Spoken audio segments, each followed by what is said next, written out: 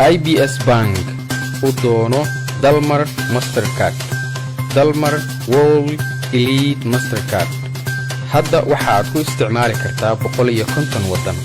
ku darso oo in ka badan 450 magaalo oo waaweyn ayaad akoonkaaga lacag ugala bixi kartaa. Dalmar Mastercard. IBS Bank u taagan kobcinta dhaqaalaheena.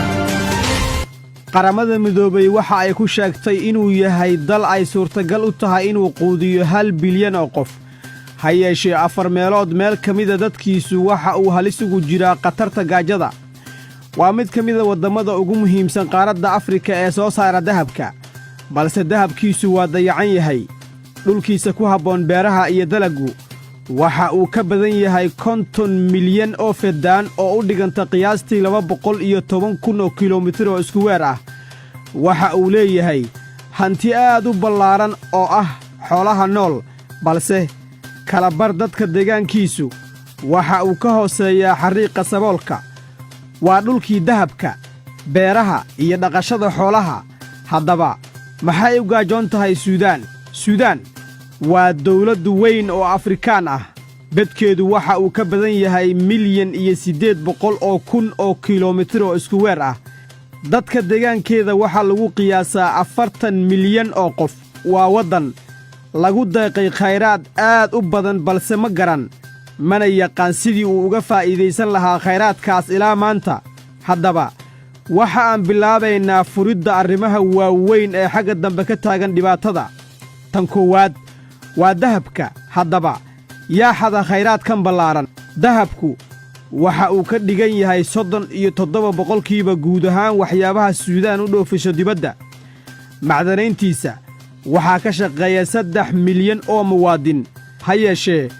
waxa uu ku dayacmaa laalaab iyo labaclabac oo mulicsigeedu ka soo bilowdo goobaha laga soo saaro ama laga baaro. qaybtii hore ee sannadkii 2018 wax soo saarka dahabka ee suudaan waxa uu gaaray 63 tan. bangiga suudaan ayaa iibsaday oo keli ah 8 tan oo ka mida 63kaas tan. intii soo hartayna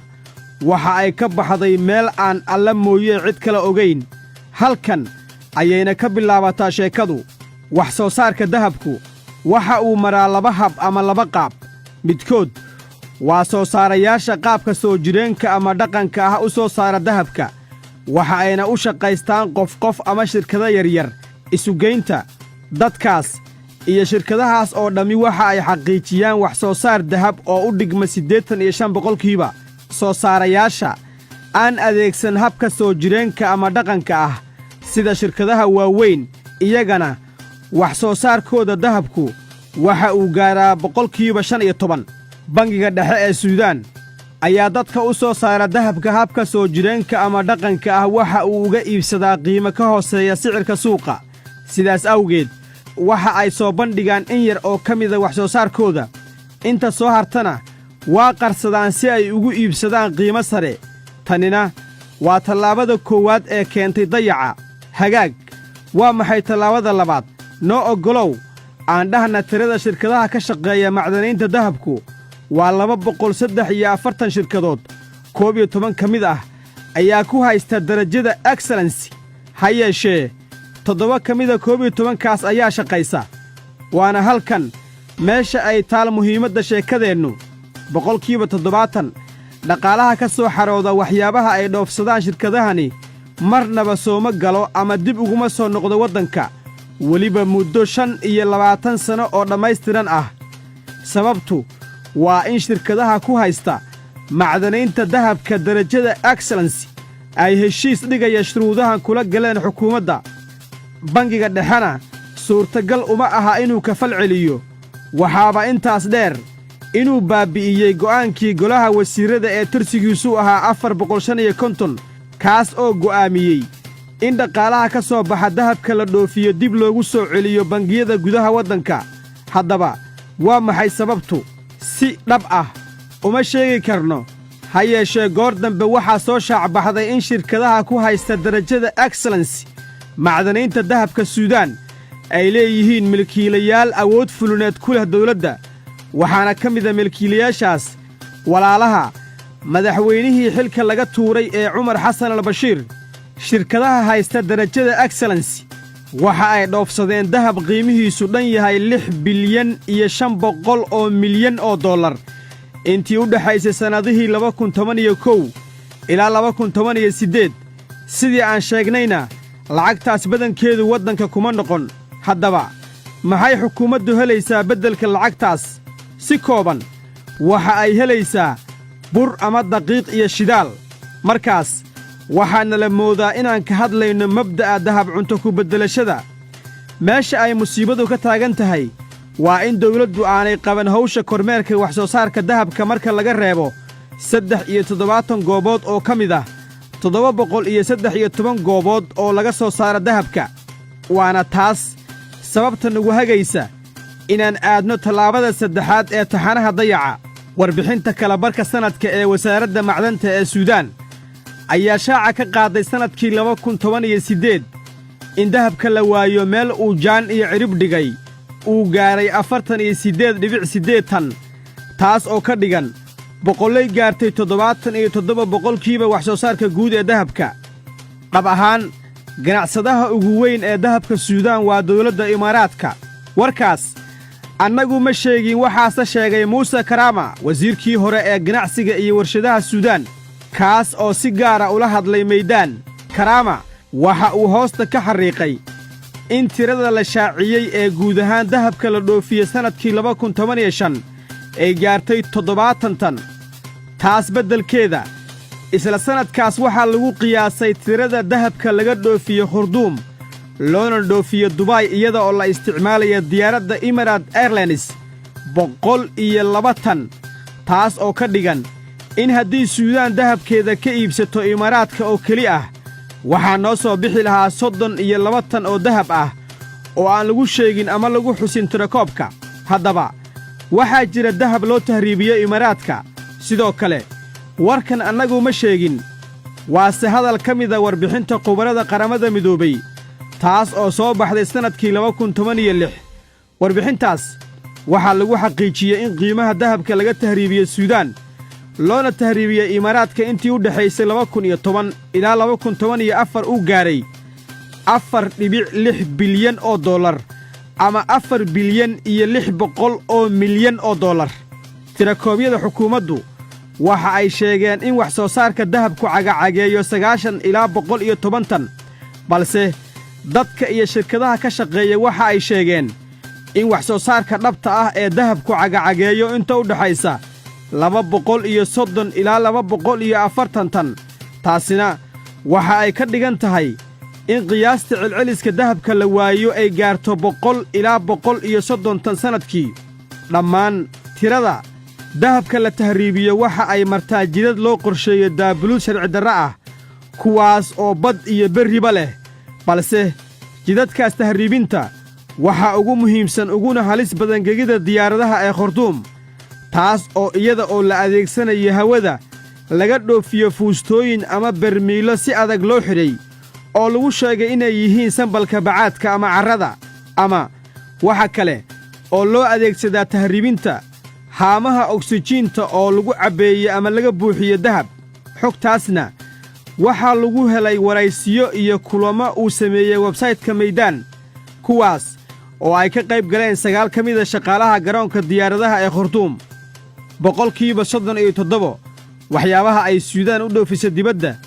waxa ay ka dhigan tahay in 23 boqolkiiba oo keliya oo ka mida ay yihiin wax soo saarkeeda dahabka si kale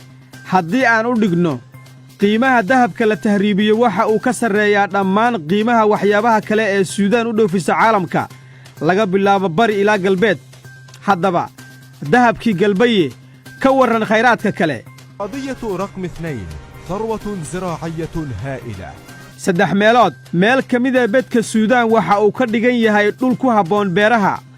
ururka Goldman Sachs oo Maraykan ah waxa uu suudaan geliyey kaalinta koowaad ee liiska dalalka leh dhulbeeraadka aan laga faa'iidaysan taasna waxa sababay dhul ka badan 80 milyan oo fidaan oo ku dhow 320 oo kiiloomitir oo isku weer ah sidaas awgeed haddii suudaan ay ka faa'iidaysato meelaha ay ku xooggan tahay ee tacabka waxa ay noqon doontaa waddanka ugu weyn dhaqaalaha beeraha iyo tacabka adduunka oo dhan. Roma waxaa lagu qabtay shirweyne ku saabsan cuntada, waxaana ka soo baxay sidan soo socota: aan taageerno wax soo saarka beeraha ee dawladaha Suudaan, Australia, Baraasiil iyo Kanada. Dhammaan dawladahaasi waxa ay qaadeen tallaabooyin aad waxtar u leh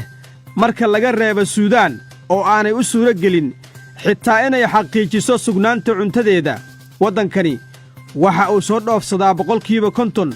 baahidiisa ku saabsan galleyda iyo in ka badan 26% baahidiisa cuntooyinka kale. Waxa ayba Suudaan dib u soo dhoofsataa sonkorta ay iibiso kadib markii lagu warshadeeyo dawlado carbeed oo la daris ah. Dhulka la maalgashada hadda ee ka mida dhulbeereedka Suudaan waxa uu ka hooseeyaa kala bar 25 milyan. Waxa ay ku tiirsan tahay roobka cirka. 10 milyan oo keli ahna waxa ay ku tiirsan tahay waraabka nidaamsan. Taasina waxa ay ka dhigan tahay haddii roobka la waayo waxaa dhici doona gaajo, iyada oo la og yahay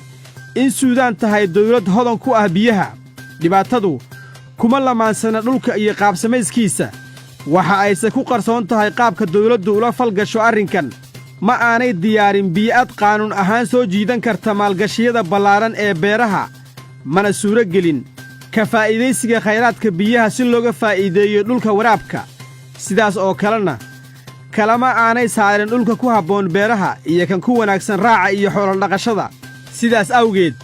waxa aad arkaysaa iyada oo dhulkii beeraha ay ku soo duulayso xoolo-dhaqatadu, dhulka ku habboon daaqa qaarkiisna waxa uu isu rogaa dhulbeereed. Arrinkaas waxaa kaaga filan marka aad ogaato layaabka ah in xukuumadda Suudaan 4% ka mida miisaaniyaddeeda ay ku bixiso horumarinta qaybta beeraha. Hadda aan wada odorosno, maxaa dhacaya haddii aan ku beerno dhulka Suudaan oo dhan cawska la yidhaahdo bersiin ama alfa? Waa 80 milyan oo fedaan oo dhammaystiran. Sannadkii 2014 wax soo saarka guud ee Suudaan ma dhaafin wax ka badan 82 bilyan oo dollar. Waa tiro yar. Caddayntiina waa tan. Isla sannadkaas qudhiisa, guddoomiyaha rugta dhoofiyeyaashu waxa uu sheegay in lacagta uu soo celinayo hal fedaan oo keli ah ama 4,200 mitir oo ah cawska bersiin ay gaartay 3,400 dollar. Hagaag, haddii aan ku beerno dhammaan dhulbeereedka Suudaan wax soo saar raqiis ah sida cawska bersiin ama alfa oo weliba aan raacno qaabdhaqameedkii hore qudhiisa, dawladdu waxa ay ka heli doontaa tacabka iyo beeraha oo keli ah 272 bilyan oo dollar ama wax ka sarreeya wax soo saarka gudaha Suudaan dhowr mar. Waxaas oo dhan iska hilmaan, waxa aadna xoogga la saartaa beeyada carbeed. Waa badeecada Maraykanku uu ka soo reebay cunaqabataynta uu saaray Suudaan wax ka badan 20 sano, iyada oo la fiirinayo muhiimadda ay beeyadu u leedahay caafimaadka iyo cuntada. Dhulka ay beeyadu ka baxdo waxa uu ka dhigan yahay 500 oo kiiloomitir oo isku weer ah, taas oo ku dhow 3 meelood meel ka mid ah bedka dhulka Suudaan. Waxa ayna Suudaan hoggaaminaysaa 75% wax soo saarka beeyada caalamka oo dhan. Sidaas oo ay tahayna, Suudaan kama faa'iidaysato waxaan ahayn 10% guud ahaan kaynta ay beeyadu ka baxdo. Haddaba, waa maxay sababtu? Maxaa yeelay qaybtani waxa ay ku dhisan tahay qaabkii hore ee bilowga ahaa, welina ma aanay gaarin teknolojiyadda casriga ah. Dadka ka shaqeeyaana waa dadda ah. Sannadkii 2016 wax soo saarka beeyada ee waddanku waxa uu gaaray 105 tan. 40 tan oo ka mida waa la tahriibiyey sida loo tahriibiyo dahabka. 65 tanna waxaa la marsiiyey hannaanka rasmiga ah. Waxa ayna ku kacday 120 milyan oo dollar. Su'aal ku jirta xisaabta ayaa ah 10% ka mida kaymaha oo laga faa'iidaystay ayaa dhashay 120 milyan oo dollar. Haddaba 100% meeqa ayay dhali doontaa? Biyihii barwaaqadu waxa ay isu rogayaan balaayo. Waxaa kuu sawiranta in waddan Afrikaana sida Suudaan oo kale uu sabool ka yahay biyaha, ha yeeshee dhabtu waxa ay tahay in 10 webi, balaayiin mitir oo roob ah, iyo tiro aad u badan oo ah biyaha dhulka hoostiisa ku jira in laga helo oo ay xaadir ku yihiin waddankan kala bar bedka dhulka suudaan waxa uu ku fidsan yahay dusha sare ee biyaha dhulka hoostiisa ceegaaga waxaa mara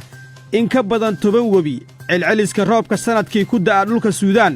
waxa uu ka badan yahay 400 oo bilyan oo mitir suudaan waxaa ku badan fatahaadda halkii laga maalgashan lahaa maadaama ay biyuhu yihiin barwaaqo waxa ay fatahaaddu isu rogtaa balaayo si joogtaa u burburisa tuulooyinka iyo dalagga beeraha suudaan waxaa ka dhacay fatahaado waaweyn oo wax burburiyey kana tegay musiibo sannadkii 1946 1988 1994 iyo 2013 xukuumaddu waxa ay dhistay 7 biyo xidheen laga soo bilaabo sannadkii 1946 waxa ayna sheegtay inay hirgelisay 1250 mashruuc si loo dhiso biyo xidheenno yaryar loona qodo ceelal intii u dhexaysay sannadihii 2010 ilaa 2018 balse waa mashaariic aan ku filnayn qofku waxa uu isweyddiin karaa maxaan biyahan fatahaadda loogu rogin biyo xidheenno waaweyn oo looga faa'iidaysto soo saaridda awoodda korontada ama layrka kuwaas oo suudaan ku xaqiijiso isku filnaanshaheeda lagana yaabo in hadhaaga awoodda layrka ama korontada laga iibiyo waddamada dariska ah biyahaas fatahaadda maxaan loogu jihayn ama loogu duwin dhulka saxaraha ah si uu u noqdo dhul ku habboon maalgashiga beeraha maxayse biyahani ugu leexan waayeen ku dhowaad 40 milyan oo fedaan oo ka mid ah dhulbeeleedka aan ilaa maanta la maalgashan suudaan waxa ay leedahay in ka badan 110 milyan oo neef oo ah xoolaha la dhaqdo iyo 118 milyan oo fedaan oo ah dhul daaqsin oo caadi ah 40% guud ahaan dadka deegaanku waxa uu leeyahay khayraadka xoolaha nool in ku dhow qiyaastii 80% shacabka suudaan waxa uu noloshiisa ka soo saartaa badeecaddaas 3 bilood ee ugu horraysay sannadkii 2019 suudaan waxa ay dhoofisay xoolo lagu qiyaasay lacagta ka soo noqotay 400 oo milyan oo dollar taas oo saami gaaray 20% ka noqotay guud ahaan wax soo saarka waddanka iyo 52% guud ahaan wax soo saarka beeraha ha yeeshee waa tiro aad u yar marka la garab dhigo fursadda ay haysato suudaan sannad walba waxa ay weysaa adduun dhan 6 oo bilyan oo dollar oo ay ahayd inay ka soo xarooto qaybtan xoolaha iyo beeraha haddaba khayraadka xooluhu waa muhiim sidaas awgeed maxaanay u dhaboobin in looga faa'iidaysto si wanaagsan waxa aan dib ugu noqonaynaa maamul xumida iyo taagdarrida qorshaynta waxaa jira dhowr caqabadood oo aanay xukuumaddu ku guulaysan inay xal u hesho sida soo rogidda lacagta u kala daabulidda gobollada iyo lacagta dhoofinta tahriibka oo ku fiday xuduudda ma jiraan beere casri ah oo lagu xanaaneeyo laguna naaxiyo xoolaha baahi xoog leh ayaa ka jirta dhinaca warshadaynta isweydaarinta si looga faa'iidaysto waxyaabaha ka soo baxa caanaha iyo haragga ama maqaarka xoolaha waxaas oo dhanna waxaa ka daran hab hore oo duug ah ayay ku socotaa qaybta hilibka mana jiraan maxjarro horumarsan taasina waxa ay ka dhigtay dhoofinta mid ku kooban xoolaha nool meeshii ay ahayd in laga dhoofiyo hilib diyaarsan suudaan waxa ay ahayd waddanka saddexaad ee ugu weyn qaaradda afrika ee soo saara shidaalka ilaa uu ka yimid gooni isutaagga koonfurta sannadkii 2011 taas oo sababtay in suudaan lumiso 75% ilaheedii wax soo saarka shidaalka kuwaas oo lagu tiriyo inay ahaayeen ilaha ay ka imaanaysay lacagta shisheeyuhu qiyaas dhan 80% iyo 50% dakhligeeda guud ee waddanka balse wax soo saarka shidaalku si dhammaystiran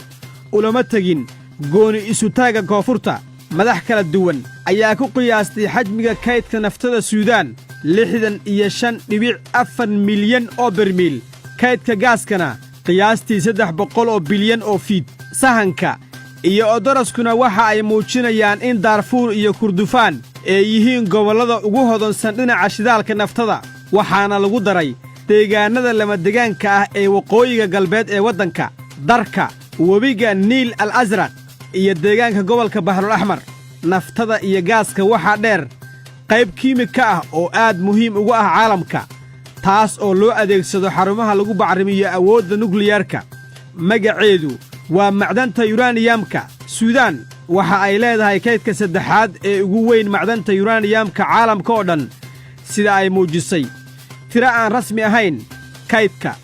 macdanta yuraniyamka waxaa lagu sheegaa qiyaastii 1,500,000 oo tan macdantan yuraniyamku waxa ay ku jirtaa gobollada daarfuur kurdufaan buuraha nuuba gobolka niil al asraq badana iyo buuraha gobolka baxrul axmar xukuumadduna waxa ay furtay albaabka maalgashiga ee qaybtan sannadkii 2018 dawlado badan ayaa fahmay muhiimadda ay leedahay suudaan waxa ayna bilaabeen inay si dhab ah u maalgashadaan waxa aad ku arki doontaa suudaan dawladaha shiinaha turkiga qatar imaaraadka masar iyo sacuudiga tusaale ahaan maalgashiga shisheeyaha ee ku jira suudaan waxa uu kor u dhaafay 74 bilyan oo dollar sannadkii 2017 maalgashigaasi waxa uu ku wajahan yahay dhinacyada beeraha shidaalka iyo macdanta shiinaha ayaa xagga hore uga jira liiska maalgashadayaasha waxaa ku xiga sacuudiga oo ku leh maalgelin gaartay 26 bilyan oo dollar intaas waxaa dheer in sacuudigu ku leeyahay suudaan 1 milyan oo fedaan oo ah dhulbeereedka hodanka ah kaas oo ay sacuudiga siisay xukuumaddii hore ee suudaan iyada oo uga beddelatay maalgelin dhan 10 bilyan oo dollar taas oo loogu tala galay mashruuca cadbarada sare iyo biyo-xidheenka satiid oo labaduba dhaca waqooyiga waddanka imaaraadka qudhiisu waxa uu ku leeyahay suudaan maalgashiga dhinacyada macdanta beeraha iyo khayraadka xoolaha ha yeeshee maalgelintani waa gaabis dhammaan waa la wada og yahay in suudaan tahay muhiim ha yeeshee ra'sumaalku waa fulay waddanku waxa uu kaalinta 170aad uga jiraa liiska 190 waddan ee meelaha ay ka socdaan ama ay ka taagan yihiin howlaha xun sida ay muujisay warbixinta fulinta howlaha ee sannadkii 2018 oo ay kaalinta 175aad uga jirtaa suudaan liiska 180 waddan ee taxa musuqmaasuqa sannadkii 2018 suudaan waxa ay la kufaakacaysaa baagamuuddo ama shaqola'aan aad u sarraysa taas oo gaartay 34% dhallinyarada iyo 25% dadka sita shahaadooyinka jaamacadda daynta suudaan looga leeyahay dibaddu waxa ay gaartay 56 bilyan oo dollar bangiga dhexe ee suudaan waxa uu qarka u saaran yahay inuu waayo lacagta shisheeyaha waxaana jira sicir barar sannadla ah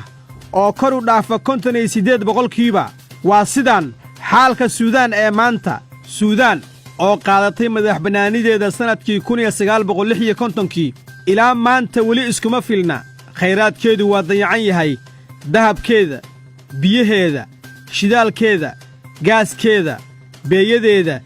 iyo xitaa khayraadkeeda xoolaha nool ma aanaan baarin sababaha dayaca mana dhex gelin siyaasadda afgembiga iyo kacdoonnada shacabka ee isdaba yaal kamana hadlin cunaqabataynta 20 jirsatay ee sababtay in suudaan ku weysto 500 bilyan oo dollar kamana sheekayn inta uu dhan yahay ku xadgudubka hantida guud ee dawladda kaas oo gaaray 4 bilyan oo dollar sannadkii 2014 ma aanaan xusin tirada musuqmaasuqa hal magac oo ka mid ahna halkan kuma aanaan sheegin maxaa yeelay sababta ugu weyn ee taas dhammaan waa la wada garanayaa ugu yaraan waxa aad og tahay in musuqmaasuqa xukuumadeed yahay madaxa ugu weyn ee dhibaatooyinka iyada oo uu dhacay isbeddel siyaasadeed oo weyn uuna dumay nidaamkii cumar albashiir haddana waxaa laga yaabaa in cilmi baaristu ku fiican tahay mustaqbalka suudaaniyiintu waxa ay ka sugayaan xukuumad walba oo timaadda guulaynta kacdoonkooda xaqiijinta iyo maalgashiga khayraadkooda waa khayraadka haddii si ficil ah looga faa'iidaysto lagu xaqiijin karo horumar dhaqaale oo dhab ah ha yeeshee taariikhda ayaa diiwaan geli doonta in dawlad carbeed ay noqotay mid ka mid ah dembiisha ama salladaha cuntada adduunka maalmaha ayaana noo dhexeeya والأيام بيننا